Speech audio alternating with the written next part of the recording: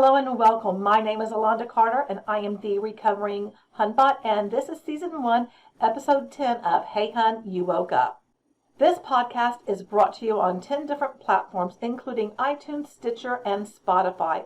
It is brought to you also on Anchor. The video version is on YouTube.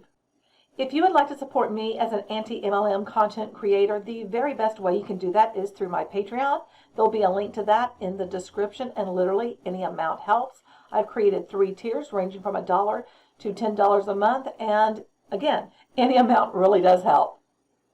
And if you're listening to me on Anchor, you can donate there through listener support. Today's guest is Misplaced Faith. Misplaced Faith is an ex-Mormon and now an atheist activist. I will place Misplaced Faith, boy, that's a tongue twister, links to Twitter and YouTube in the description. Now join me as I have a chat with Misplaced Faith, and they share their story about multi-level marketing with us. Thank you so very much for joining me today, Misplaced Faith. I really appreciate your time. So go ahead, and before I started recording, we were chit-chatting a bit, and you're going to give us your background and also the story about you being recruited.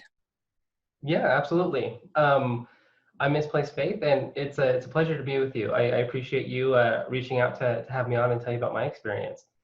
I'm a YouTuber. And I guess my angle here is I used to be a Mormon and now I'm an atheist. And so I spend most of my time talking about atheism and kind of the thoughts that I had that led me to leaving Mormonism. And I also spend a little bit of time talking about Mormonism as well, some of their current events and things that you've seen in the news, and my thoughts on that. But lately I've actually been looking at doing firsthand research. So I conducted a survey a little while ago that I'll be making a video about, and some other stuff that's coming up. So, but I do have some interesting stories, and it might be related to Mormonism a bit because MLMs are not all that foreign to most members of the LDS Church. For example, I think each and every one of my parents and grandparents is a part of an MLM in some way. Both my mothers are kind of my parents are divorced, so I have 2 mothers, and each of them is a active participating member of a different MLM. And that's a pretty common experience for Mormons. But you wanted me to talk about that there was an experience I had recently where I was recruited to an MLM, right? Yes. Okay. So the background on this story that needs to be shared is that my grandparents are the immediate downstream to the founders of an MLM. I guess an MLM organization within a greater MLM organization, which is Amway. And this is Brad and Julie Duncan, who are the founders of Worldwide Group. And I believe they founded some other groups and done some other things as well. But within Worldwide Group, my grandparents are direct downstreams to the founders. So I think it was the end of 2018, a little bit more than a year ago. I had a friend who out of nowhere asked me if I wanted to meet for some coffee sometime. And I was very excited for that because I actually had a little crush on this friend. And we lived kind of a ways away, about 40 minutes away, so we didn't see each other a whole lot, which is kind of why, even though I had a bit of a crush, I'd never kind of pursued that. It was a little inconvenient at the time. But they asked me to meet for coffee, so I was super excited. And we met up, had a great time, and we planned to do it again the following week. And for maybe a couple months, we were meeting on almost a weekly basis. And they kept telling me about, whenever I'd ask them, what are you doing? What are you excited about? They'd always talk about their mentors. And it's kind of, that's not a weird thing to have a mentor, but the way that they talked about it, and they kind of they said oh, I have these mentors and they kind of help me. And they're really vague about it and kind of brushed past it, even though the question was what are you really excited about? And they say oh, I have these mentors, but yeah.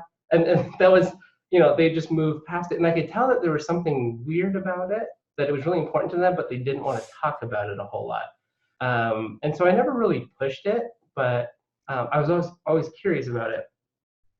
And they'd even mentioned several times where like, and sometime I would love for you to meet my mentors. And I'm like, that's great. I would love to meet your mentors. I don't know what they do or who they are, what they're all about, but I would love to meet them because they're important to you. Eventually, this friend asked me if I would be willing to meet the mentors, and I said yes. And they said, okay, so if you want to meet the mentors, you would have to do a couple of things. And I already was starting to see some red flags here, and I was like, okay, so I might do things if it was necessary for me to meet somebody, but it's really strange for you to put these kinds of stipulations on meeting somebody and having a relationship with somebody. Like I wouldn't do that for anybody, especially since for me, meeting your mentors is kind of a casual thing. Like meeting your mentors does not mean that they're going to be my mentors now, right? But so I said, like, so what are the stipulations? Because like I'm willing to do it. I'm just not going to sign up for something that I don't know what it is. And they said, well, you'd meet with me. We'd continue to do exactly what we're doing. So we'd already been meeting for months on an extremely casual basis with no stipulations, no requirements for what I'm doing in order to hang out with this friend. But now it's kind of transforming into, so I'm going to give you like reading assignments and you're going to answer some questions and bring it back and we're going to discuss them. It seems weird, but like I said, I'm crushing hard, right? And so I'm like, and I had actually told them on a couple of times, no, I don't want to turn what for me is a really fun time with somebody that I like into school or whatever the heck this is. And finally, I got to a point where I was like, if I want to move to the next level with this person, like show that I'm actually interested in them beyond we just have coffee once a week, I'm going to have to invest in this thing that's very important to them.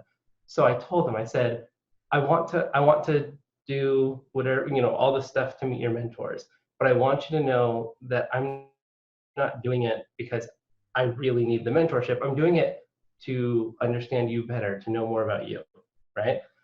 And so they said, great, that's great. So the first thing you're gonna have to do is buy this book and you're gonna need to read the first chapter.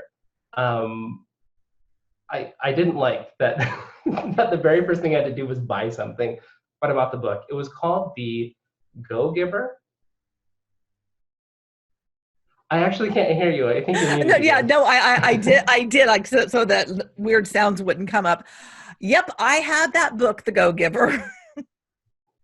It was like, it just when you said that, I was like, I'm not surprised because that's part of the personal development of MLM. So yeah. All right, so go on. Okay, great.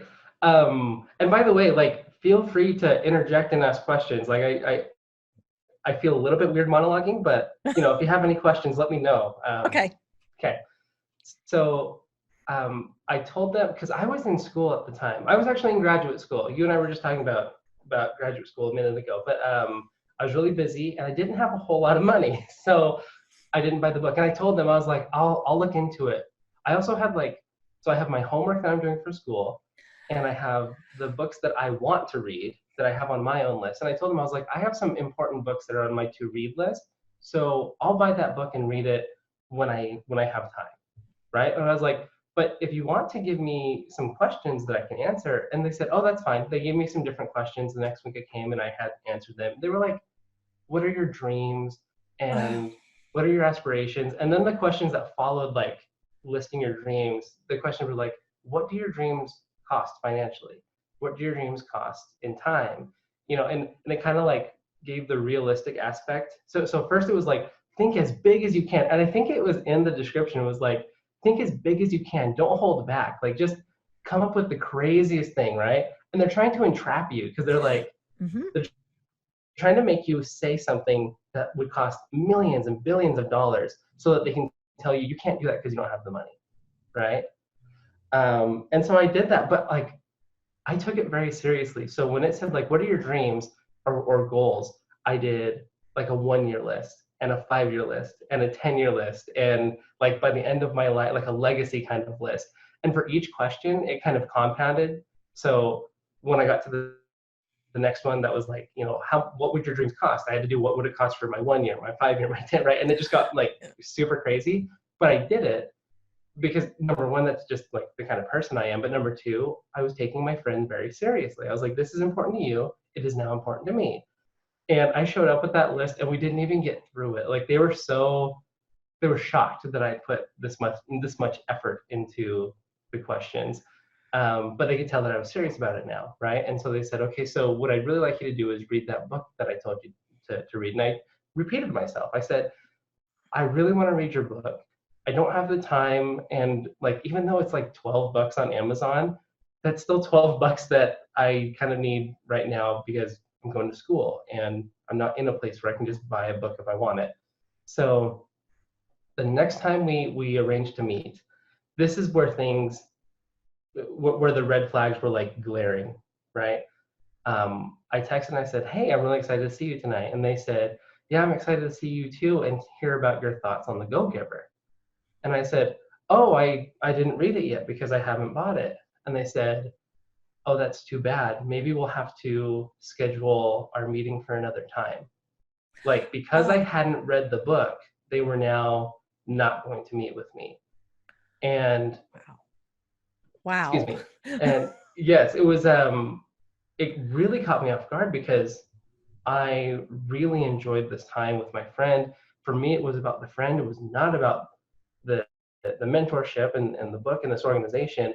And my friend had kind of seen it the complete opposite, right? Yep. Wow. And so you had asked me about cognitive dissonance before. Yes. And this is kind of where, and I think I may have mentioned this, that I didn't even allow cognitive dissonance to exist in this relationship. I didn't try to balance two positions. When they said, I don't think we can meet tonight because you haven't read the book, I sent a text back and said, like, I told you I wasn't going to read the book. If this seems really strange to me that you're putting these stipulations on the relationship, and I know that at first you said that would be necessary, but I told you that I'm not committing to doing these assignments every time you give them to me. I told you if I want to do the assignment, I will do it, but I'm not doing this because I need the mentorship. I'm doing this because I want to meet you. And so in spite of the fact that I didn't read the book, which I told you I wasn't going to read, at least by this date, right? You're now saying that was like a requirement that we had made, and I had never agreed to that. So if you still want to meet, I'm happy to meet. If you don't want to meet, I'm not really sure why you're kind of taking that position now.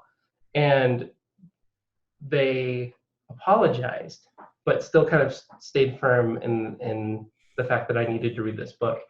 And so having communicated, like they apologized and it was very sincere. I can tell that they were in a position of dissonance because they were like, look, you actually are important to me as a person, but I also have this responsibility to my mentoring program. And that's kind of where they were in between two worlds. For me, it was like, I don't care about your program. I'm interested in you. So let me know what you want. And they said, I still think that we shouldn't meet until you read the book. And I thought about it and I said, well, I do want to see this person. So I said, I'll do this. I will find an audiobook of The Go-Giver. I will listen to it on double speed. And I did the math before I sent this text. I would have finished it. If I listened to it on double speed, I would have finished it by the time I arrived at coffee. I said, I will listen to it on double speed starting now, and I will meet you at coffee tonight at 7 or whatever, right? And they said, if you can do that, then let's do it. And so I did it, and I listened to the book. And here's the funny thing. I really liked that book. I don't know what your thoughts are on it because it is such a staple of MLMs. Like anybody I've talked to about an MLM says, oh yeah, I know The Go-Giver. I actually thought it was a good book. Do you have any thoughts on that? No, I do. I mean, I enjoyed reading it myself, but I guess the problem I have with that book and other things that I have read that I enjoyed at the time is that like you said, MLM has twisted it as they have somehow corrupted something that I thought was like, this has a lot of good messages in it, but now all I think of is MLM when I hear it because it's almost like it's weaponized. against you, to get you to indoctrinate you into the mindset of giving and not receiving anything, and this is my experience with it. It was when I was a Beachbody coach, and I had joined something called Social Team Builders, which I paid to join, which was to help me with my business. And it was at the time exclusively for Beachbody coaches. And that was one of the books. And part of the thing is like, so that we would do our free groups as a Beachbody coach. And I did things on, like, I did one for Cuckoo for Coconut. So it's about coconut oil and different recipes for facial products and stuff. And so you're giving and giving and giving to people, not expecting anything in return, just like the Go Giver. But it was also busy work for us as Beachbody coaches, or for anybody in MLM, because nobody wants your product, as you can attest to, because of the story you told me about your mom and the tons of Mary Kay products. Right. Yeah. So, I mean, unfortunately, that was the last book that I read that my friend recommended that I enjoyed. All of the literature following that, I had a lot of problems with it, probably because the Go Giver is, it's like very pathos oriented. It's oriented towards like friendships and relationships and things like that. And these other books tried to be numbers based, and I kept seeing problems with the numbers. I don't remember exactly what they are. And like the concepts at a high level make sense, but then when they tried to give examples, I was like, that's not always the case. That's really ignoring a lot of like potential problems. One of these books was The Compound Effect. Oh yes, I know The Compound Effect. I have it on my shelf. Yeah, well, me too. From the recommendation of my friend. But I remember when I read The Compound Effect, I wasn't impressed. I didn't have any problems with what it was trying to say, but I thought that there were several chapters that kind of didn't give any room for nuance, or like the average scenario. It was always focused on the ideal scenario. Mm-hmm. And I didn't appreciate that. And I actually mentioned that to my friend, and that became kind of a problem. So that was where I first started kind of challenging. So everything that my friend said at first, there's nothing wrong with it, right? Uh-huh. That they're like, what are your dreams? There are some things that are going to stop you from achieving your dreams, but there are things that you can do to get there. And they told me about different things, like having a network and having education, which is so funny because this organization, when it got down to it, actually hates education. When they say education, what they mean is their own training. Right? So that was so weird. And maybe hates education isn't the right thing, but in a minute, I'll tell you about one of my big problems with the organization with regard to how they talked about education. But yeah, so they were, I just kind of lost my place right there. That's okay. I've done that. Yeah. No, so I read The Compound Effect. Oh, they were saying all these things about like good things, about like, you have dreams, then go achieve them, and I want to help you do that, and we'll figure out how to get there. Like, you can't disagree with that. That's great. And then they started talking about like, okay, so in order to achieve your dreams, you need financial freedom, and the way that you have financial freedom is X, Y, Z. And the Compound Effect was one of the first places where they started talking about that. And I said, X, Y, Z are not the only routes to financial freedom. There are other ways to get to financial freedom. And I feel like, this isn't exactly how I said it, but this is one of the things I communicate. I said, I feel like you've inserted a dream into the things that I told you, because I never once said that financial freedom was my goal. And you're telling me that financial freedom is the stepping stone to those goals. And my friend's like, well, it's true, because, because we talked about the cost and the time and all that. And I said, that's great, but I'm not looking at, I need financial freedom before I can achieve my goals. I'm achieving my goals now, right? Like when I think about, I want to visit these places, I'm looking at how visiting those places can be a part of my job that I have now, how that can be a part of how I spend my time, and how that can be a part of my, like the things that are happening. I don't want to be 60 when I achieve my dreams. I want to start achieving them today. And they were kind of putting my dreams on the other side of this fence, that is financial freedom. And that really worked to their advantage, because financial freedom was what they were selling, right? Mm-hmm. And between quotes, financial freedom, right? Yes, plenty of air quotes. Right, the idea of financial freedom. So I read Rich Dad, Poor Dad. And there's one more that I'm not remembering at the moment. But it was written by, I believe, it was written by a Japanese author. Rich Dad Poor Dad. That's Kawasaki.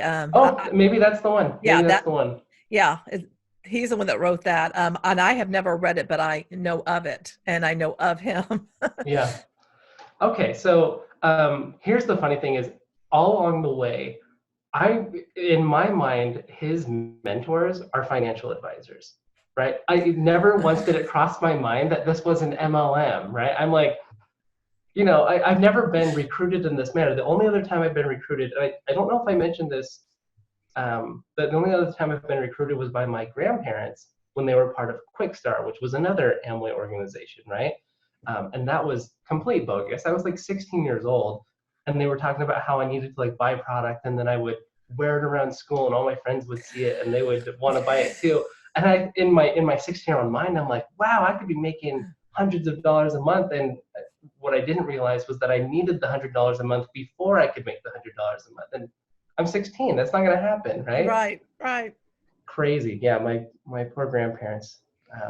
They mean well. I don't think they realize that they took advantage of me. But anyway, moving on from that, I'd never been recruited in this kind of like a organic kind of way. And so I've read these books. I've told you about meeting up with my friend. My friend finally says, I want you to come to a meeting with my mentors. And I was like, great. And they like tried to kind of prep me for it, but they did a really bad job. They just made me feel a little bit weird about what it was going to, like, I was under the impression it was going to be me, my friend, and 2 or 3 of their mentors.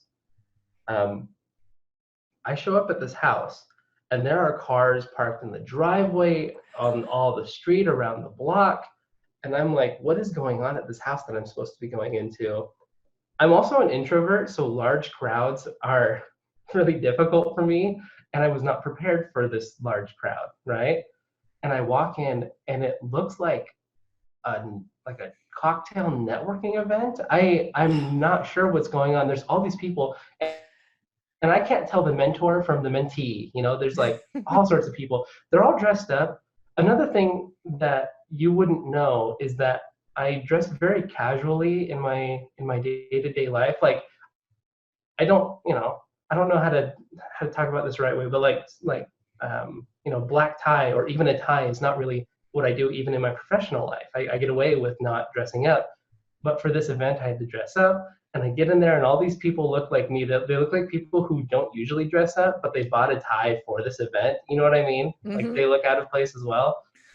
And I meet some people, and I'm talking to them, and I'm just not vibing. I'm just not feeling comfortable, but whatever. The networking's over. They have us all sit down. It's like we're in a seminar in somebody's living room. It's a nice house, a nice big house, but they have like folding chairs, like 4 or 5 rows of folding chairs, and it's like 4 or 5 across. It's a lot of people in here. And this guy who absolutely looks like, now, how familiar are you with the Mormon Church? I am familiar with it, but not tremendously familiar with it. Okay. So this guy to me looks like a Mormon bishop. So like the leader of a congregation, right? What do they look like?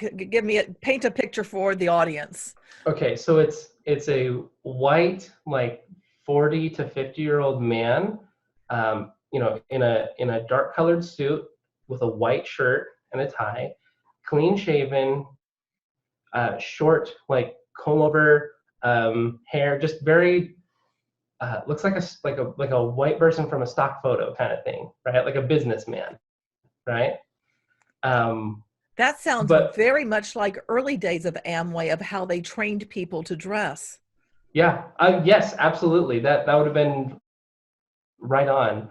Wow. But it wasn't just like his appearance. It was also the way that he walked, the way that he spoke. I don't really know how to describe this as well. It's very composed. And also, I don't know how much I sound like a Mormon, but a lot of Mormons have this way of speaking. If you ever watch like a Mormon General Conference, and you can go and just look that up, General Conference, and you'll see like the church leaders talking. It is its own thing. It's its own way of speaking, and you can hear it. And the minute that you like recognize it, or the minute that you kind of have a feel for what it sounds like, you will see it whenever you see a Mormon trying to give a presentation. They talk like a Mormon. It's really weird. I am looking that up because I'm curious. Yeah. You know, the anthropologist in me wants to know. Enjoy it. So anyway, that's the vibe I'm getting with this presentation. I feel like I'm at church. Just that's really a side note, but he starts this presentation and everybody starts he's like, welcome to the thing, and we're doing this. I forget the verbiage that he used, but everybody starts clapping. And I'm already a little bit like weirded out because the applause is way too strong for what he just said. And then he starts talking about, he's like, oh, this person's here with us and we're so excited, and he starts like kind of calling out individuals, and that's no big deal. But then he tells a joke, and everybody does the same thing. They laugh and they applaud really loud for the joke. And this is something that I noticed actually throughout the presentation, that he would tell jokes. And when I started to get a feel for the presentation, like I was like, okay, so this is something that he does regularly. He gives this presentation on a regular basis. But every time he told a joke, that seemed like it was built into the presentation and not something that was actually like him being funny. My friend and other people that I knew who had seen this presentation before would still laugh like the first time they heard it. That is so creepy. Oh my gosh. I mean, I'm visualizing this. I'm very uncomfortable thinking about it because it's like, my gosh, they just seem like they're trained to do that. Yeah. It's like there's a sign that says applause, like, and it lights up whenever the guy says a joke. I ended up asking my friend the next time we met. I was like, hey, everybody, I was like, had you seen that presentation before? He goes, yeah. And I said, so you'd heard those jokes before? And they say, yeah. So why were you laughing at them like you had never heard them before? And they were like, they didn't have really an explanation. They were just like, I just enjoy the presentation. I was like, Oh my gosh. Okay. Have you ever heard of the TV show Adam Ruins Everything? No, I haven't. I'm not trying to like promote other content on your channel, but it's this guy that like he talks about an industry and basically talks about how the industry sucks and all the problems with it. He talks about like the diamond industry and the fuel industry and the car industry. And so it's called Adam Ruins Everything, right? And it's not meant to be like negative. It's more about like how you can be a more informed consumer.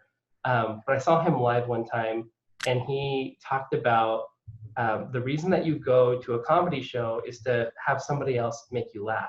Mm-hmm. Because how weird would it be if you just sat at home and laughed? Right? Okay, I'm picturing other weird things. Like I'm just sitting on my couch busting out, for no apparent reason. Yeah, and it's really absurd, right? And that's why it's funny. But he was talking about like, the reason that you pay money to go to a comedy show is because it's weird to laugh. Because laughing is a natural expression of like actual joy, of an actual feeling. And so when I'm sitting here in this presentation and people are laughing at these jokes that I know they don't think are funny, right? I'm just like, what is the point of faking a laugh? That's so silly. So wow. It's so dumb. So moving on, I don't really remember exactly what was talked about in this presentation. It was all really like superficial. I didn't really get any value out of it. I remember thinking like, this does not tell me, what you're saying now is not telling me how to become financially independent. What you're telling me is that in order to be successful in life, that I need friends who are successful. Not entirely true, but very helpful, right? Like there's a correlation there. Mm-hmm. But like it wasn't enlightening in any way. And then they got into, and that's where Amway comes in. And I was like, mind blown. This 6-month ordeal all came, I was like, red flags along the way, bigger and bigger. And then out of nowhere, the guy drops the ball. That's why Amway. Oh my God. Yeah. Oh, you poor thing. I mean, I was expecting so much. boy, what a letdown. And I mean, Yeah. especially the fact that you're interested in this person, that you're Yeah. attracted to them. And I mean, I can remember when I was single, I've been married now for several years to my second husband. But yeah, I mean, when you're attracted to someone, it's like, you want to get to know them. You'll do things that it's like, well, this isn't really what I want to do, but hey, it's important to them. Okay. You just do things. But the fact that all along, it was always to get you in to say yes to Amway. That is just mind-blowing. And Amway typically does have like these coffee house type meetings and then the house meetings. And one of the things that sticks out to me, it really bugs me, is the word mentor is used, because I've used mentor when I was in graduate school for instructional design, and I still consider Tusi my mentor, Tusi Harumi. He was amazing at what he did, and I learned so much. And I mean, like if you lived here and I said, oh, my mentor's in town, let's go have dinner, it would be the three of us, or maybe my husband would be there if he was available. That's it. It wouldn't be like, well, I'm now doing a presentation in my living room. So I really feel like they've like bastardized, the concept of mentor, and that just intrinsically bothers me. Yeah. But that's what MLM does with so much. And I think that just plays into the whole concept of loaded language. I mean, what is mentor in their language versus what is mentor in the rest of the world? Oh, there's a lot of like rhetorical games being played. And I didn't see it until I met my friend's mentors, right? So my friend, as much as it's, it seems like my friend kind of did me dirty by not telling me what it was I was getting into and all this. My friend never lied to me, like apart from not telling me what the organization was and like what it was all about. They were honest. They told me when they didn't know the answer to a question, and things like there are these little red flags along the way, but that person did care about me, still cares about me. In fact, it was only a couple months ago, because we hadn't spoken in a long time, and for some reason I thought it was worth it for the closure to reach out. And so I just sent a text, and we chatted a little bit and asked them if they wanted to talk on the phone sometime. They agreed, and so we talked, and I basically just said, like, this sounds kind of weird, but I basically said, like, hey, remember when we were meeting for coffee and then you ended up introducing me to your mentors? And they're like, yeah. And I was like, I was meeting with you for coffee because I was interested in you, like romantically interested in you. And they go, oh yeah, me too. And it was like, oh, that's really interesting. Oh, wow. And I essentially just said, like, so spoiler alert on the story, it ended a little bit like, it's the word I'm thinking of, heated, I guess. And I said, just like, I'm sorry for how kind of that all happened. I said some things that even, maybe I wish I'd said a little bit differently. But yeah, I just kind of regret the way that all happened. And they said, me too. And we kind of left it at that. I've moved away. I've moved to a different state since all that. But it was really nice to just have that opportunity. Like, they apologized to me for how it all went down as well, and said that they could have been more transparent, which I don't think it was on them. I think it was on the mentors, right? Like, so yeah. 10,000%. 10,000%. 10,000%. They were taught to do that. Yes. Right. So that's how the story goes. But just a couple pieces of like important information for how the story continues. So at that meeting that I was at, I was getting like progressively more uncomfortable with the guy who was giving the presentation and the way that he was presenting things and talking. I thought, like you said, a lot of loaded words or loaded rhetoric, and I started to notice a lot of cognitive dissonance in what he was talking about. So he was kind of talking about, he was like, people go off and get an education, and then they get these jobs where they can't pay for their student loans. And he's basically, I don't know if he said this exactly, but it was along the lines of like, education is the biggest scam in the United States. And while I recognize that it's not perfect, I don't think that's true, right? I think that we do need formal education. And where the dissonance comes in is that his son was going to college at the time, and his son was in the group, and like, he was talking about how proud he is of his son, for going to college. And I don't know, it seemed really, really strange to me that he was talking so bad about it. And then, so he talks about the products that they have. He talks about their meal bars and their diet drinks and all this stuff that he's doing. And then he, at some point he says, this isn't a good flow. The background is that he talked about the products. And then we're jumping ahead and he says, education is so silly. He goes, who in here uses photosynthesis on a daily basis or on a weekly basis? And everybody's kind of sitting there like chuckling really silently to themselves. They're like, oh yeah, who uses photosynthesis? And I looked around and I was like, really? And I raised my hand. And at this point, the guy who was speaking had not interacted with me, had not looked at me. He had no idea who I was. And I raised my hand when he was asking a question that he didn't want answered, right? He didn't want anybody to say me. He wanted everybody to not answer. And I raised my hand and he goes, yeah, did you have a comment? And I said, yeah, I use photosynthesis on a daily basis. And he goes, really? How do you use it? And I said, because all energy that we get from our food comes from photosynthesis.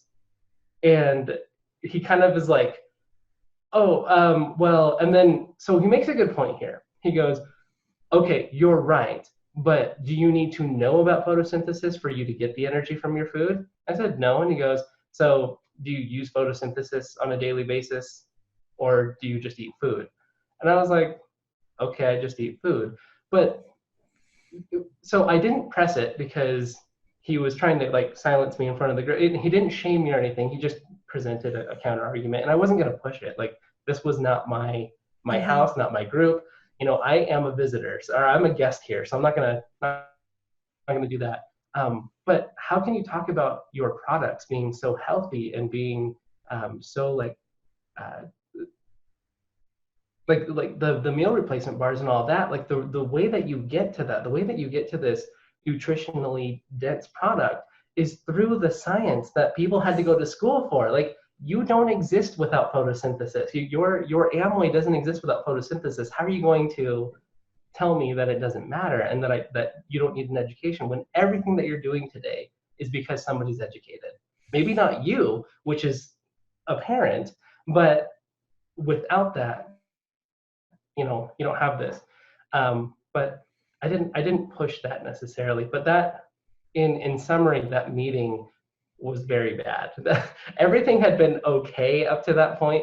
That meeting was like the first time that I was like, I don't like these mentors. I think they're dishonest, and I don't think they care about me. I think they care about their MLM. Yeah. They care about filling slots, Right. How many of those people that were in the audience, though, were like your friend who had brought someone that they were trying to recruit into this? Because obviously they were all like laughing, at the jokes that they had heard. And I'm getting just a very weird mental picture, and it's probably pretty accurate what I'm seeing in my own head. But I'm presuming that a lot of them did bring someone to this, meeting that you were expecting, that you were just going to meet a couple of people, but it was an orchestrated event to be like a seminar thing, and here's our pitch. If I had to guess, I would say that there were more people there who had brought somebody or who should have brought somebody than guests, right? Wow. And even within the guests, I think some of those guests had been to a meeting prior to that. So when it comes to people like me it was their first time and they weren't aware of the jokes, it would have been few out of the many. Wow. That's, I just can't imagine going and hearing the same pitch over and over again, because that seems like a lot of waste of time of trying to bring people in for this big, long setup for everything. That seems like a lot of work without much payoff. Do you know if your friend was able to recruit people or anything, or did you never have those kinds of conversations? I actually never had that conversation. I didn't. I guess if my friend is dating other people by recruiting them, I didn't want to know about it. No, that's a joke. I don't know. I don't think so, though, given the amount of time that they spent on me and what I know about them. I don't believe so. You know, the whole thing of of using MLM as like a dating mechanism is just comical in and of itself. It's not disturbing also. I mean, I would have had some choice words if someone had done that to me, because, you know, the words that would come out of my mouth would be very not kind, and that's not my typical demeanor, is to be unkind. But I would not appreciate feeling like I was being played with, that I am, you know, going to be part of your opportunity. And maybe I would, and maybe I wouldn't know that they were attracted to me. But, you know, it feels very dishonest. You know, the whole setup seems very dishonest, because it's leading you into, you know, a system that is designed so most people fail. Yeah, I mean, if I can be, so I agree with you. Like if I felt like that, how you described it was what had happened, I would be upset as well. In fairness to my friend, they thought that their organization was something good in their life, and they wanted to share it with me. Much in the same way that somebody shares their religion with somebody, right? In spite of the fact that there could be problems with the religion, I think, oh, my religion has made me happy. And so because that's the only experience I have to go off of is my own. If it makes me happy, it must make you happy. So I'd like to share that with you. And I think that's what the intent was. 10,000%, because that's what it was like for me too. I never thought I was, you know, a horrible person for sharing things that I thought were good, because I basically didn't know any better of what the structure was and how destructive it was and how it transforms you. I am sure that your person, the friend, you know, they believed in it, and they were duped by other people who had gotten into the system, and they were believing in it wholeheartedly. And of course, that's what you want to do. That's what you're taught to do, is to share it with everyone, you know, bring people, everyone into it. It's this wonderful thing. And you full on believe that it's the best thing since sliced bread. But once you see the sun, I mean, it's pretty bright once you realize what's been going on, you know, as someone who is an ex-Hunbot. Yeah. So, and I've tried to be careful with the way that I've shared this story. So, I don't think that I've said that the organization itself doesn't work, or that people aren't successful in it. Because if I'm being honest, I don't know. I never signed up, so I couldn't speak to my own experience. And in addition to that, one of the things that I continually asked for following this meeting, so I had actually met my friends' direct upstreams, their direct mentors, and the mentor who gave the presentation, who is my friend's upstream's upstream, right? So these three people, I met with them, and they kind of gave me a more detailed outlook at what Worldwide Group actually did, what I would do. They mostly talked about my responsibilities and not actually how it works, like what's under the hood. Mm-hmm. One of their main things is like, they have these numbers that say like, if a person meets with one of their potential clients or whatever, like once a week or once a month, I don't remember the number, so please don't quote me here, but they said if you're making your minimum meetings, then your average income is going to be like $200 a month or something like that, right? That's very typical in terms of how it all works. Yeah. And so one of the things that I started asking for when they would say this, I say, this is a great number. This is a great average. Can you show me how you got that number?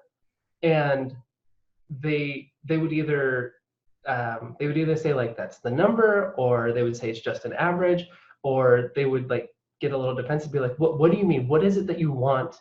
What is it that you want us to show you? Like, this is an average number. We can't like show you one example of how that works. I'm like, I just want to know where that money comes from. Like, I don't like the way that a store works is that a store has products, and those products have a price, and that price has a markup upon which the store owner is making money. But then the store owner has expenses, so you need to sell so much product to get so much market to get above your expenses, right? And I'm like trying to explain it very simply for them, and it's really funny actually.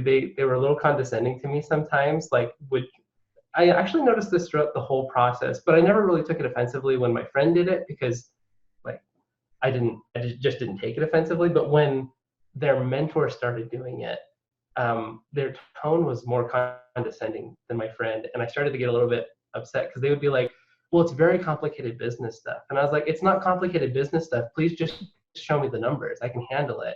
And they would say like, oh, well, you're not ready for that. And I was like, look, I just explained to you how somebody like makes a profit. Will you show me how your organization makes a profit? Like, do the same thing I just did for you. Don't tell me that I couldn't understand it. I said, like, for example, I give you the example of a store, like 7-Eleven has Mountain Dews, and this is how much profit they make from a Mountain Dew. What is the store where I buy Amway products? Will you show me the store? And they kept giving me the runaround and telling me no. And they had gotten to a point.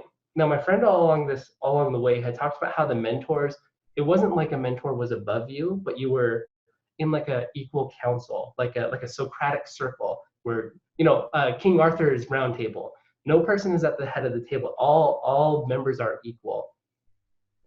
And I'm having a conversation with my friends direct upstream. And I say like, look, all I want you to do is show me where the product comes from and how much the product costs, how much of one product I have to sell in order to make a profit for myself. And he says, look, you're not in control here. And kind of gives me this little talk about how like I need to be more humble and I need to just trust them. And that was a huge red flag for me. As you can tell, basically like once I went to that meeting, I was kind of done and I was more like just trying to get information about how the organization worked rather than interested.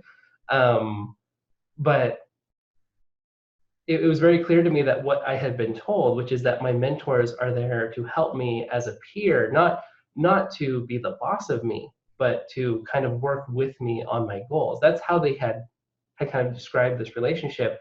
And he very much showed me that like, he was like, no, you're the student, we're the teachers, right?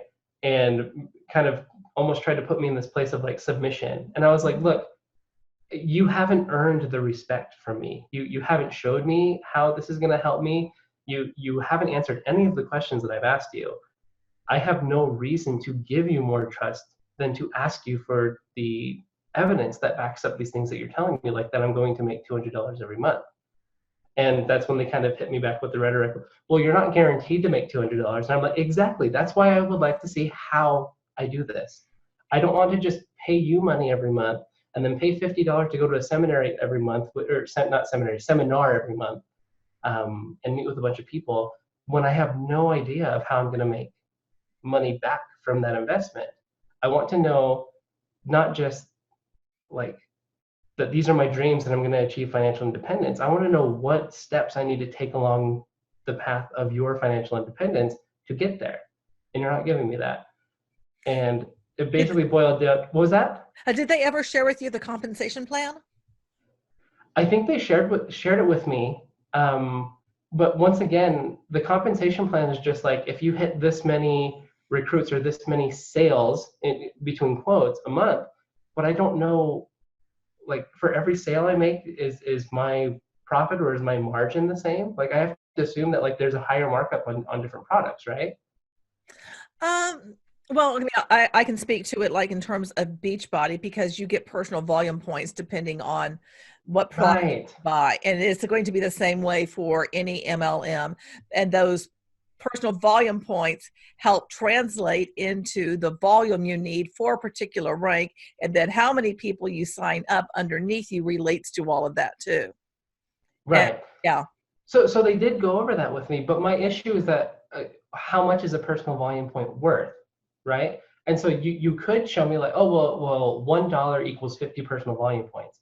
Great. Now I want to know what the products are that are going to entice people to give me personal volume points or whatever this is. And that's where the disconnect was. Like I wanted to draw like in real life, not in Amway's fictional currency, but in real life, what is the exchange that's being made? What is the transaction? What is my client getting for the money that they're giving me? And what is the money that they're giving me that's going to make me hit these goals? And they never translated that for me. That's all I wanted to know was like, for all I know, this system works, but they never gave me that information. So I never was able to make the decision to join. I mean, I don't know. That may sound a little weird. No, it doesn't sound weird at all, because I mean, these systems don't work. It depends on endless recruitment. That's the whole thing, is that you always have to have people coming in at the bottom. And for people, because may say like, and I'll just use Beachbody for the 200 that you were told. Oh, the average is 200. Most people never even make that 200. That just doesn't happen. Like in terms of Beachbody, 74% of the people, according to the 2018 income disclosure statement, are at the level of coach, which is the entry level rank. They don't even get to the first rank, which is emerald, meaning you've signed up 2 people, one on your left, one on your right leg, and then you get volume points for them, and then you have to maintain that. And then I have a friend who made it to a different level, and she could not maintain. I mean, every time you get to a level, it's like, the way I describe it is, have you ever played Jenga? Yeah. Okay, so you're building your tower, and think of that tower as those are your people, right? But people leave. And so you're trying to desperately then find more people to cram into, keep that tower up. Usually you can't find anybody to even start building a tower. Right. And so, in the ideal world. In the ideal world, people are actually saying yes, but the reality is everybody's like, oh, it's MLM. Yeah, no. See, and that's where ideals become subjective, because for me, in the ideal world, everybody's going to say no and realize that it's a problem. It's a huge problem. I mean, I think I was talking to you about, looking at the people who were in LuLaRoe and having, the thousands of dollars worth of clothing that they can't sell. Your mom having all the Mary Kay products that she was buying to maintain the rank and then not using them. So it's self-consumption. A lot of these companies, that's what they depend upon, is that you become the customer and you are consuming the product. And in order for you to be paid, you have to be at that particular rank. You have to hit those volume points, which depends upon you getting product yourself. Right. And hence you end up with a truckload of it. Right. And actually with regard to my mom who does Mary Kay, so I think I said this before, but she used to, at the end of every month or at the end of every period, she would have this really stressful conversation with my dad, and they would kind of argue about, she's like, I need to buy this much worth of product to hit my quota. And my dad would be like, well, can you sell that? And she said, I don't know. And it's like kind of this concerning thing, because she wants to, be at whatever level or whatever income, level that she's trying to stay at. But she's going to have to assume all of that cost essentially to get that. And so as I was growing up, her room was always full of product that it was the same product for years, but recently, I don't remember how long it's been, but the last time I was there, I was just kind of interested, and I peeked my head in the office and looked around to see if anything looked familiar. And it's actually all new products. So I'm glad to see that. I hope she was able to sell it instead of just throwing it out. But so that's good. But actually, the interesting thing is she's had a Mary Kay car for like the past 5 years.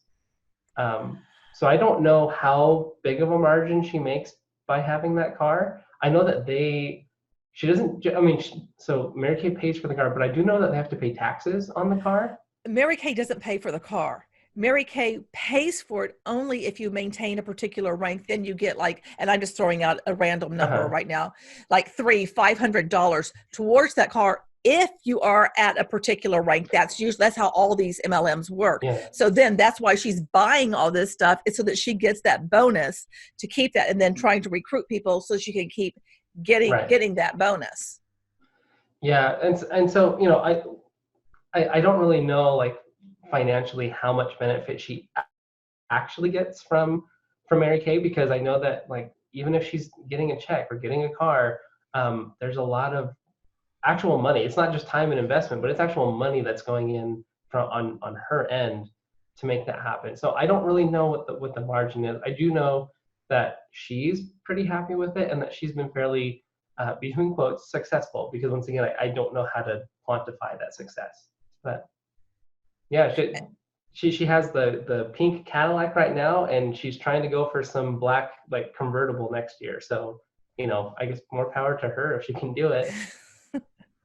Now, do you know if like her downline, if they're all like other Mormon women within, Utah? Is it like her community, or are they like, in other states, in other cities?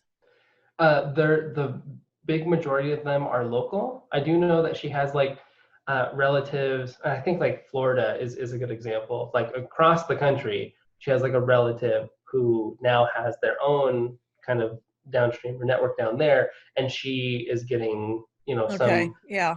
income or whatever from that. But for the most part, I remember when I was a kid, it was all women from church. It was all women that I saw every Sunday. In later years, whenever I just happened to be back when she was having a meeting, I don't recognize anybody. I don't know if that's because I don't know all the people that go to their congregation now, or if it's because she's actually branched out. But I mean, what I'm trying to get at is that like in some way she's had success within the organization, but I've also seen a lot of the stress and kind of concerning things like having to buy extra product every month to meet your quotas. That's not right. Yeah. Um, No, it's not. but when I was at that meeting where that guy was kind of telling jokes and everybody was laughing and all that, one of the things that he talked about was how people say that MLMs are a scheme or that they're illegal or whatever. And he drew a pyramid, just a pyramid of like what an MLM looks like. So you have a right leg, left leg, and then they have their own legs and legs, right? And he goes, this is just a business. You have the CEO at the top, and you have your VPs, Oh, and then you have your managers and employees. And I was like, okay, so this is not wrong, but you're leaving out the important detail, which is the company pays you. In an MLM, you pay the MLM. Very, right. very different. What I don't mind having somebody above me at the company that I work for because they pay me. They pay me to show up at work and do a job, and I always know that that's going to be the case. And so with the case of my mom and her Mary Kay stuff, when it came down to it, if she wasn't able to sell, she just had to buy it. Right. Yeah. I mean, and that's the whole thing is that, you hit the nail on the head is that you're guaranteed a wage. You know what you're getting for the amount of time that you're putting into it. In MLM, and I'm just going to use my own story, and there's many other people that would attest to the same thing. You could be working 40, 50, 60, 80 hours a week on your MLM, making absolutely nothing. That's not the case if you get a real job that they try to demonize in some way and be like Right. how awful it is, and they're relying on is the same shape of like, oh, it's a pyramid too. It's like, well, it's the structure. It's like where the money is flowing. I mean, money is going upstream when it comes to MLM, and coming down when it talked about a traditional. So they're very, very different, but they try to use that same thing. And I've heard that so many times, and there's so many different, like, I guess, memes about it and everything as well too. Yeah, it's just a faulty comparison. Yeah. They're only looking at the ways in which it's similar and ignoring the ways in which they're not. Yeah, absolutely. Absolutely. Wow. That is just such a fascinating story. So, and I bet you're not the only person that has gone through something similar with Amway or like with other ones, because not all MLMs function in the way that Amway does in terms of like the home party kind of a thing of like Yeah. a meeting of where you bring people. And I did see something a couple of months ago where they're going to start doing, like using social media because they haven't been using social media. And my thought is, well, they're probably needing to leverage that because it's probably getting more difficult to get people, to actually meet in person and do how they had been doing it for many, many years, because social media now, as you know, having a YouTube channel yourself, being on Twitter, social media is very, very powerful. Are you familiar with the MLM drama that happened a couple of weeks ago with Rodan and Fields and Anastasia of Beverly Hills? I don't know. For some reason, that all sounds familiar, but I'm actually not involved too much in all that. But what happened? What happened was, okay, Rodan Fields is MLM. ABH is not. It's a high-end, cosmetics. And I believe that they're known for their eyebrow stuff. I've never bought the product, but I know people who do really like the product. Well, Rodan and Fields, and I think it came out on Instagram. I could be wrong, but there was a video about how they're doing this collaboration with ABH. Well, the anti-MLM community on Twitter just basically went off and started tagging Norvina, who is I think she's the president of it because her mom is Anastasia, started tagging her on it. And she's like, what's MLM? And so and this is very common. Most people do not know what MLM is. They don't understand the structure of it. They don't understand the destruction it does to individuals, to families, or any of that. Well, it was shut down within a week. That collaboration just, ended because of how people responded to it, which I thought was very interesting and very powerful, because it does show you the power of social media. It does show you the power of people speaking out against a type of business, if you will, that people will not back anymore. Oh my gosh. Okay. So yeah, it was a big deal. So, I mean, and I'm expecting more things like that to happen, because if other companies team up with whatever, the anti-MLM community can respond on social media about it. And there's more and more content creators coming on, whether it be on YouTube, on Instagram, on Twitter, or whatever. More people are speaking out against this.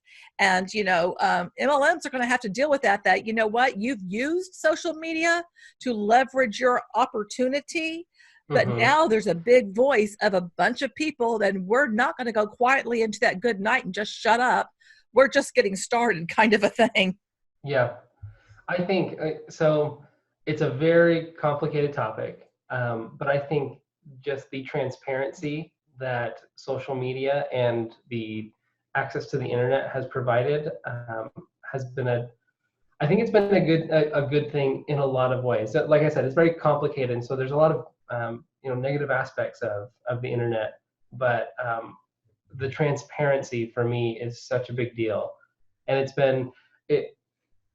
sounds like it's been a great thing for the anti-MLM community. In my experience, it's been a great thing for the Mormon / ex-Mormon / Mormon adjacent community, because we can actually have an open conversation about these things that people just didn't have access to. And people knew it, but they knew it from word of mouth, or they knew it from, I knew a guy that knew a guy, but now, the receipts are on the table and you can have a real conversation. And a big thing for me, especially being an ex-Mormon, and in a lot of ways, now this is a word that's kind of difficult for people in the Mormon adjacent community, which is anti-Mormon. I think I kind of qualify as that, but for a lot of people, anti-Mormon means like a Mormon hater, or somebody who's really mean or just persecutes Mormons. My goal isn't to ban Mormonism. I don't necessarily want the Mormon church to be dissembled, or for Mormons to have to suffer or anything like that. I just want to have a respectful conversation and find some equal ground, some equal footing, so that we can coexist in spite of differences of opinion and things like that. But I think that requires being honest about what's going on. So if there is harm that's coming from an MLM or from a religion, we can be honest about that, but we can also compartmentalize that if people are getting benefit from the religion or from an organization. I don't want to speak too much to MLMs, because I don't, like I've said before, I really don't have enough experience within an MLM to know what benefit somebody is actually getting from it. But maybe it's a sense of community, or maybe it is actually the product, and it's not so much about having like the downstream and the income and like that and things like that. But just being fair, honest, open, transparent, I think is a really important thing. And so I'm glad that there is an anti-MLM community to speak those experiences, especially if these organizations are going to start using social media platforms and kind of getting out there, because they have more than any individual. They have more power to optimize like search engines and things like that and push their stuff to the top. So it's nice to know that there's a community that has a powerful voice that can just let people know the two sides of the coin, Yeah, absolutely. I mean, if these companies, if there was a market for their products, meaning I just can't wait to get me some unique mascara. Oh, the unique mascara is just the best thing in the world, or the Amway breakfast bar or whatever.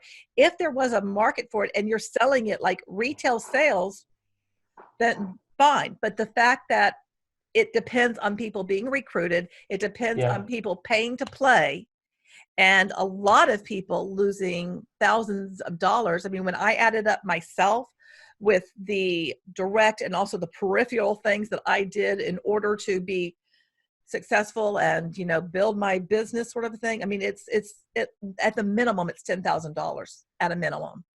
And that's a lot of money to not really get anything out of it. And that type of thing is happening over and over and over again. And they will put out, the direct selling company, direct sales association will put out like I don't have the exact figure in front of me, but, you know, $3 billion industry or whatever. But what they're not saying is how many people are just paying into it and not making anything, or how many people are coming into it each year, and then how many people are leaving. I mean, they don't disclose that sort of stuff, and I think that's problematic. No, absolutely. And you'll have to forgive me if I've said anything that maybe comes across the wrong way. So my approach, even in my own, you know, the thing that's so important to me is talking about kind of religion and faith transitions and things like that. There's almost no position that I say, like, I know that I'm right and I can't possibly be proven wrong. So I'm always open to hearing, you know, tell me, what is it about your idea or your religion, your philosophy that brings meaning to you? Because I would like to have an opportunity to evaluate that. And maybe there are some bad parts about it, some good parts about it, but I want to know, what is it, like, understand the thing completely. And I kind of take that same approach to MLMs, in spite of the fact that I don't see myself ever signing up with one because of all the problems that I know about that. I could fathom a situation where somebody does get benefit out of one.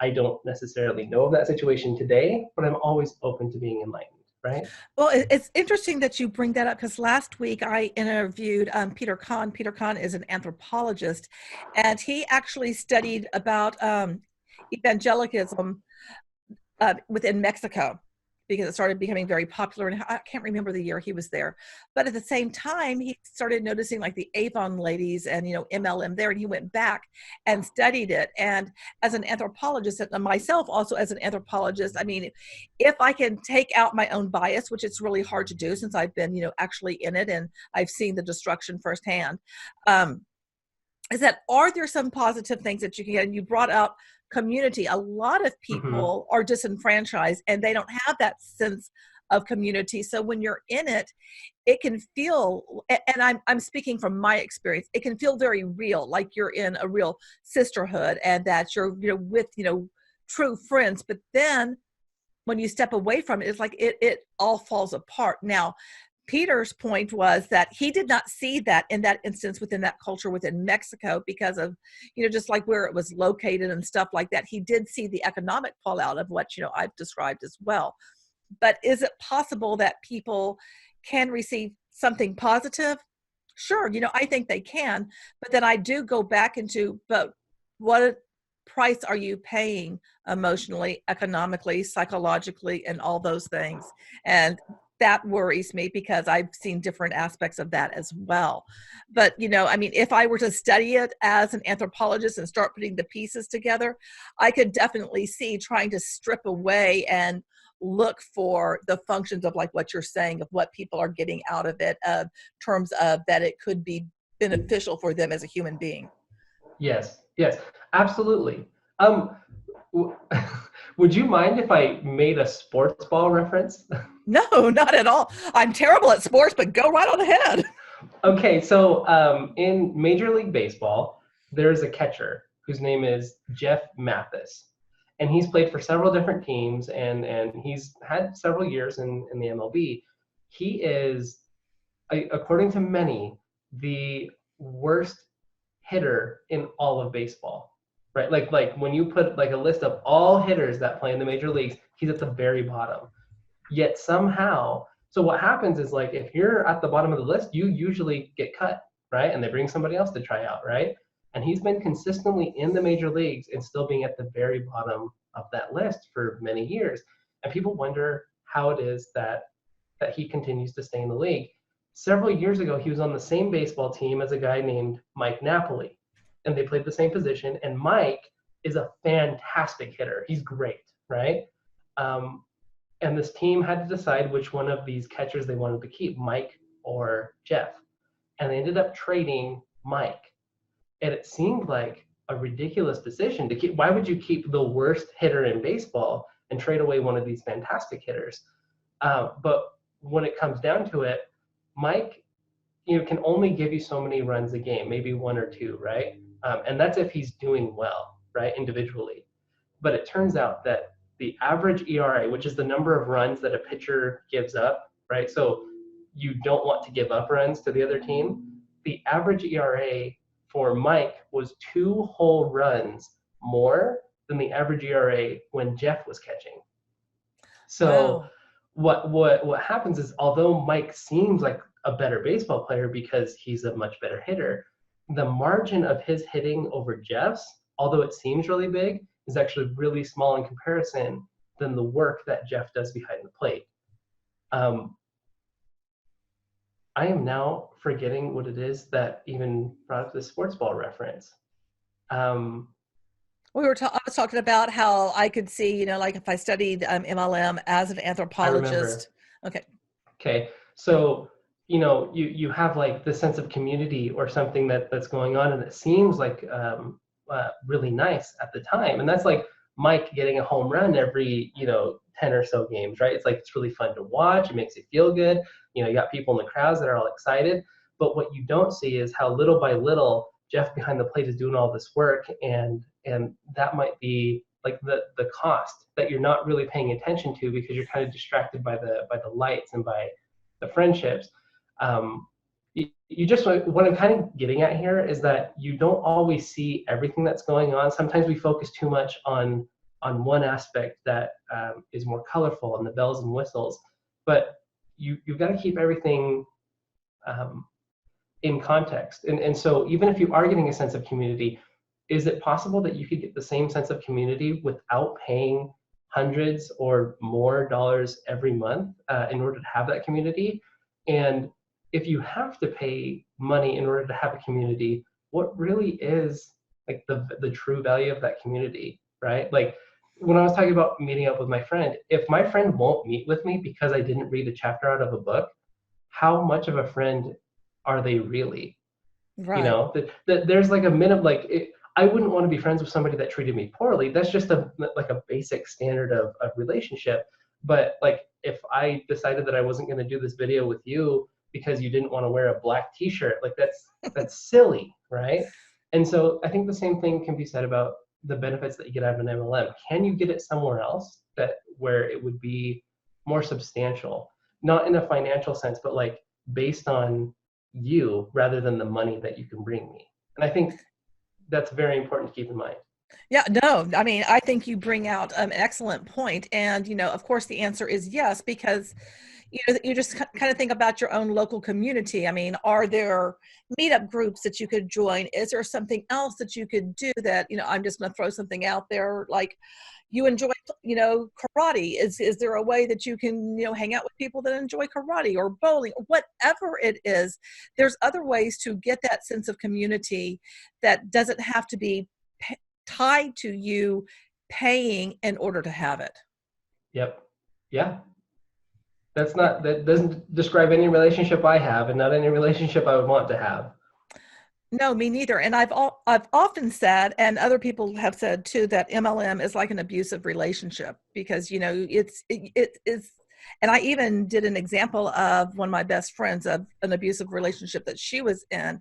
And I, correlated that to how MLM treats you. And when you're in it, you don't see it. And it's just like when you're going out with that person that, your mom or dad doesn't like, or that your best friend is like kind of giving the side eye to, but you think they're fantastic. You then see it when you're outside of it and you've stepped away and you're like, oh, now I get it. And it's very, very much like that. Yeah, absolutely. Yeah. Thank you, Misplaced Faith, for having a chat with me. I had such a great time talking to you. As I think back on my conversation with Misplaced Faith, I can't help but think about the overall culture of Utah. And, honestly, this really hadn't, hit me, but it did when I was, having this conversation. and that is the culture is a bit different because MLMs are just so prevalent within Utah. So it makes sense to me that, it's commonplace for someone to be a member of Amway or Herbalife or LuLaRoe or Beachbody or Isogenics or Kyani or, whatever. Just insert the MLM name. That it's almost like, it's expected or it's a given, or you know what I mean? And it would seem to me that because it's a given, there's going to be less of that, ick factor, the ick factor that like you and I might feel when we think about MLMs. Because if you're within a place where it's part of the culture, you're really not going to think anything about it. And you're probably not going to sit there and analyze it in the way that, again, you and I might, in terms of, is it economically viable? And as an anthropologist, I do recognize that there may be other social factors of things that you receive from this experience that, we in the anti-MLM community, we don't really talk much about that because it's outside of the bubble, because our concern is more with seeing the economic damage that people, experience. And, if you've been on my channel for a minute, you've heard the many stories that I've told about that. And, if you are in an area, and I'm just going to say Utah again because that's what we're talking about, that's where Mormons predominantly are. It's not like the only place, but you know what I mean.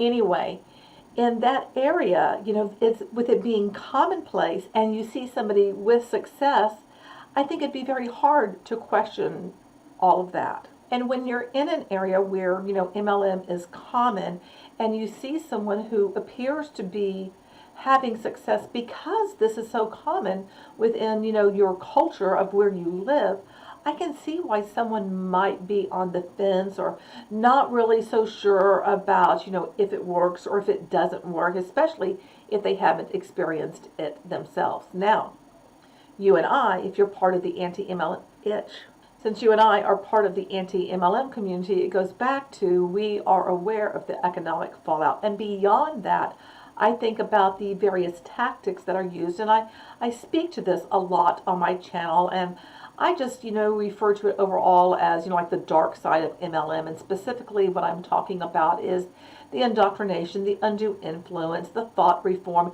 how you are transformed from the person that you are into a different personality. And if you have read or listened to Margaret Singer, and I believe she's the one that said this, and if you know, let me know in the comments, that your personality changes when you join a cult. And overall, for me, when I analyze, MLMs, and I've done a lot of that, they do fit the BITE model. The BITE model is behavior control, information control, thought control, and emotional control. As a matter of fact, I use the Beachbody, I think it's called Business Activity Tracker or Daily Activity Tracker. It's one of those two things.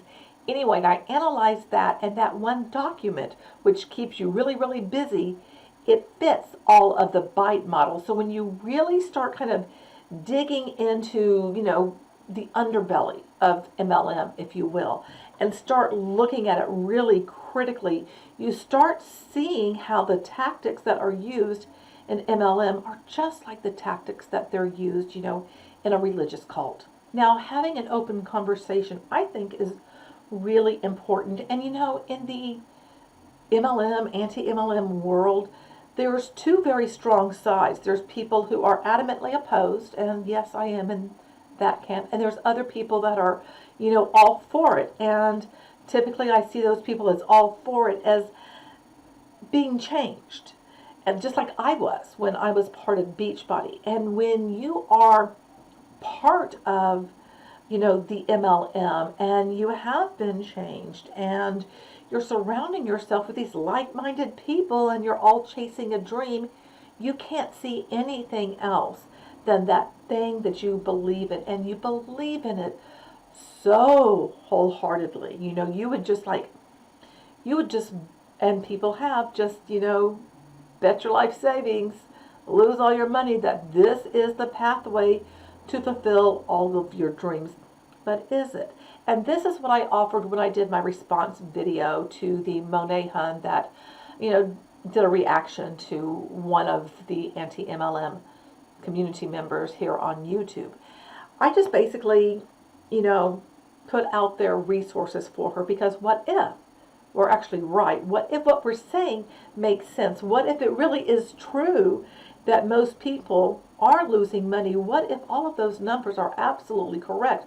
What if thought reform is actually happening? What if you have really been changed? And don't believe me, do your own research. And when I say do your own research, I mean dig into stuff where there's people who have gone before you, people who have written books. And I'm not talking about the Hun people that you'll see, like, the Eric Worreys, the Ray Higdons, or anyone in the MLM, but people who have, been looking at this phenomenon. There's not a lot of research out there on that. So when I talk about these people, there's few that you can look at. One is Robert Fitzpatrick, another is David Breyer. He's done a lot of research on it. Robert's book, Ponzinomics, is coming out this spring. But I'd also offer to you to start watching channels and listening to people like Stephen Hassan, Chris Shelton, Andy the Fellows, John Attack, people who have been involved in cults and how they talk about like what happened to them. Listen to that, because that's what really helped me. That's what helped me come to grips to see how I was manipulated. And that's basically what I was offering to that Monat, whatever, Hun, of like, what if you start looking at these things and, not from my point of view, look at it from someone else's point of view, and what if there is actually truth to it? I know when you're in the MLM and you're a staunch believer, you will dig your heels in if anyone says, oh, that's a pyramid scheme. Oh, you're just an independent contractor. Oh, you're not a CEO. Oh, hashtag, bleh. Oh, hashtag boss babe, this is not your company. Just any number of things that, we might hear or might utter ourselves. On the other side, that just serves to get people to dig in more. And I mean, you're wanting people to wake up, but a lot of times they have to be able to do that on their own. And you can get to them more. You know that saying about, what is it? You get more flies with honey than you do vinegar. It's that kind of thing. You can be that soft space for people to land. You can be that person that is not, going at someone really, really hard. And sometimes I don't think people realize how hard what their words are that they're saying when they're looking to help people, because they don't want people to lose money and time. But when someone has been altered, they can't see that. They can't see the truth if it literally bites them, I mean, I have said this before, you can be on fire and deny the flames. You can show somebody the numbers and they'll deny it. I would have denied it. I would have completely denied the income disclosure statement, because I would have seen myself as being someone that would defy the odds. Does that make sense? It's only when you allow yourself to step away from how you think in the MLM world, and you allow yourself to start questioning again. Begin to wake up your critical thinking skills again, and really start looking at things on your own, because it's really amazing to me that we wake up so much when we do the work ourselves. I mean, somebody else can hand us all the things and we're just not going to be interested in it. It's not until we start seeing it and start questioning and start, wanting to know more, and not just taking what you're being told by the MLM. Because the thing I think that drives me, nose itch again, the thing that drives me nuts is this concept of, you just didn't work hard enough. I mean, and that's a blanket statement that people just aren't working hard enough. And that is just a bunch of bunk. I know the amount of time that I spent trying to chase the dream. And I'm the kind of person, I've cracked many of nuts. I have figured out many things that were extremely hard. One time, there was something that I wrote. It was for training. And literally, I had no subject matter expert to work with. I didn't have much of anything to go on. And somehow, through my own research, through talking to some other instructional designers that had done some stuff in the past, I was able to put something together. So when I finally did get a subject matter expert, I actually had something to go on. So I know I can figure out how to do things. I mean, I just go back to, all the different types of training that I've done, whether it has been something for the Army when I did that, whether it's something that I've done for, like offshore oil or for salt formations, for ways that you store oil. I mean, all kinds of stuff. I figured things out. But when it comes to MLM, it didn't matter. It absolutely didn't matter what I did, how I did it, how long I did it, if I did all the things, because I did, it still didn't work. And that's the thing that will drive you absolutely bonkers, because you're going, why isn't it? And then you keep on blaming yourself. And you are not to blame. It's not set up for you to win. It's set up for you to think you're going to win, but you're not. If you got some sort of value out of this video, make sure that you hit that subscribe button and turn on the notification bell, because when you turn on the notification bell, you will be notified each time that I upload a new video. Also, leave a comment below and let me know your thoughts, because all of those sort of things, and the thumbs up too, give the video a thumbs up, all of that stuff really does help my content get seen more. And remember, change starts now.